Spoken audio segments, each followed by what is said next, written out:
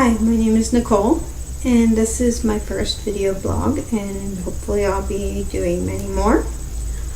My main purpose for doing this is that I need to work on my public speaking skills and my ability to express myself. So, what I'm going to be talking about in this blog is my interests, why I'm interested in it, a little bit about my history, and the future. Okay, well, first off, I'm a professional futurist. Well, I'm going to school to become a professional futurist. I'm right now at the University of Houston working on my master's degree in foresight. It's a wonderful program. I love it. It's probably the most difficult thing I've ever done, and it pretty much focuses on everything I'm bad at, so that gives me an amazing opportunity to grow, and that's what I wanted in a master's degree program.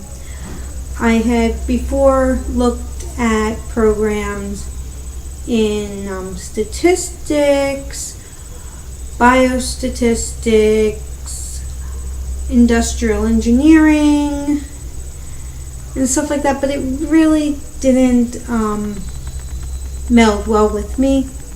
It didn't bring me, I didn't see it leading to anywhere I wanted to go, and they really worked on my strengths because my bachelor's degree is in mathematics, and I've always been good at mathematics and statistics. So I have a double major in math and statistics for my undergrad. But I wanted to do something different. So none of those things worked for me. I didn't feel like they were right. I felt like they were working on my strengths, and my weaknesses were really holding me back. So I looked into also MBA programs.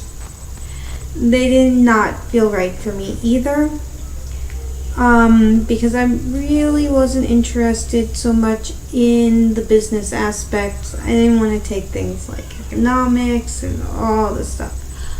But I find them interesting too, so it wasn't the right focus. So when I found the program in foresight, I just decided to go for it. It really wasn't what I expected. I expected it to be more mathematical, more along those lines, more mathematical models to look at the futures, but it wasn't. It was more on the humanities side, looking at humans. But it did focus a bit on the mathematics and statistics as well. It's really a real well-rounded program where it looks at everything. And I really like that. We are in a class called World Futures, which is a class that goes over like everything that's going on in the world. And you want a class that's going to give you a mental breakdown, that's it. Because, I mean, you basically, 1 week after another, cover different topics. And you cover them in good detail. I mean, overview, but a lot. I mean, it's like 300 to 500 pages of reading a week. And it's a lot. And there are things you might have known, you might not have known. For me, a lot of them, I think I'd known them at one point, but kind of didn't remember all of them. But having them all in the same class, one right after another, it really puts them on you, makes you put them into perspective. And you can see how they play off of each other, and it's just a very interesting way of looking at things, and the way that you pose those problems into the future and what that means for the world, what that means for where we're going, what that means when we try to solve one of the problems, how the other ones become worse, and how do you deal with that. It's a very overwhelming thing, and you realize that it's all a system. because they all play off of each other. They're not individual. They're not isolated things, which is another class we took, systems thinking. And we actually did system models where we model things out. We put in the numbers. It's a pretty mathematical class. I mean, it's also social, more where you're looking at the problems not through a mathematical perspective, but through a mathematical perspective as well, because what you're doing is you have to look through it as a non-mathematical perspective, through more of the humanities side, so you can understand what the problems are, so you can model them, because otherwise you can't model them. And that's where the modeling comes in, the mathematical side, where you're modeling what's going on. You change the numbers, you change the formulas to see, well, if you change this, what will happen? How will that go through? And sometimes it's pretty surprising what will happen. I mean, you get the opposite of what you expect sometimes because of the system, because of the way it moves through the system.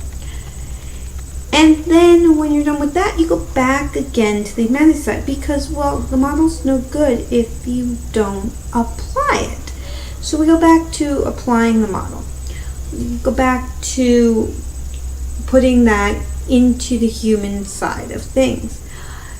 And that becomes very interesting, that you can see how these things, and if you model it to what's actually happening in the world, you might go, oh.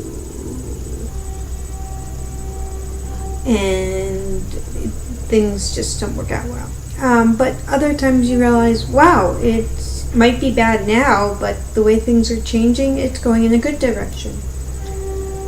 So that is a very interesting part of Futures, and I really love it. And so it's just been an interesting ride for me into Futures, and that's just 2 of the classes. So there's a class, other classes. Those were the 2 that really hit me the hardest, those 2 classes. There was another class, Futures Research, which we went over all kinds of different research methods, not all, but some. And a lot of them went into the mindset. So you go all the way down to the mythology level. You learn how the way we think changes how we see things, and that we have these phrases that we say. For example, let me think. If it ain't broke, don't fix it, which causes a lot of problems, because there's a lot of things that they work, they're functional, so we don't fix them. But the thing is that they don't work properly, they don't work right, they don't work as well as they could, and they end up costing a lot more money to run because they're not efficient than it would have been to just replace the whole thing. So that idea of it ain't broke, don't fix it is big impact on how we see the world, how we make decisions. But also you look into our definition of what broken is, makes an impact if in that same sentence too. So if it ain't broke, don't fix it. In the case, most people's definition of it ain't broke, well, if it broken is it don't work at all. It ain't working. It ain't doing anything. Other people's definition of broken is it doesn't work quite as it's supposed to. It's doing something wrong. It's functioning, but it's not right. Other people's definitions of broken might be more systems, might be more functional, might be more like they say if it's broken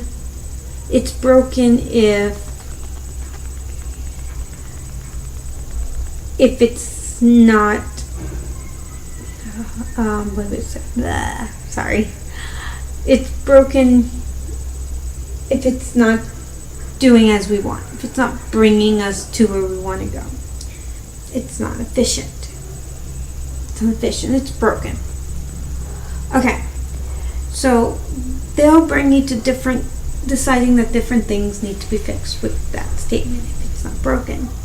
Another way of looking at it is the systems approach, where where you're looking at the whole system. If the system is broken, well, most social systems are kind of broken, but that's because we don't really look at them. We only look at the individual pieces, and we don't look at them all together. So we need to look at the piece inside the entire system to see if it's broken. The piece might be functioning. It might be functioning exactly how it's meant to be functioning. And it might be efficiently doing what we wanted to do and bringing us to that individual goal of what we want. But when you look at it in the entire system, it could be broken, and a lot of times it is, because of what it's doing to other things. It's having a negative effect on other things that we don't want. Say like our cars might be very efficient at bringing us where we want to go, but they give us an environmental damage. Or the factory might be very efficient at getting rid of stuff, but then that waste is going into the ground, it's becoming pollution, it's not being very efficient. But to the factory's point of view, it's very efficient, they're getting rid of it, they don't really care what happens after it leaves there. But in the world view, in the entire system view, we have to look at where that's going next. It's going to fill in landfills, it's going to be recycled, reused. Well, what those happens is it's a broken system because we don't look at the whole thing. So, but there's other things as well. Even with jobs, you look at the education system and you look at the amount of teachers we have or we don't have in different countries. So there's some countries that have an overflow of teachers and teachers have a hard time finding a job. In some countries, there's not enough teachers. Those are system problems. Could be very efficient at training teachers, could not be. And we have to look at maybe why there's a lack of teachers in some countries and an overflow of teachers in other countries. So like some countries, there might not be other job opportunities and people don't really want to be teachers, but there's not very many other choices, so they go into teaching. In other countries that have a lack of teachers, sometimes it's because they have a booming economy, lots of jobs, and teaching pays a lot less, so even if they want to go into teaching, maybe they decide not to because they can make a lot more money as a computer scientist doing programming. And then there's the other types of countries where there's not enough teachers, and that is because there's not enough people with an education that can teach. So these are all system problems, and when you're just looking at is there enough teachers, are there too many teachers we don't have enough jobs for, you're not looking at why, and you can't solve the problem with that. You really have to look at why and what you can do. And you can also look at, instead of just on a country level of is there enough teachers, is there a right number of teachers on a global level? How can we utilize those countries that have extra teachers that aren't employed with countries that don't have enough teachers, that have vacancies and can't get everybody educated? Or maybe even needing more teachers aren't the problem there. Maybe we just need alternative ways to educate people without using teachers, or with using teachers more efficiently. So, and those are all systems questions. and they go back to humanities, and those can all be mapped out. So, and they'll go to our thinking as well.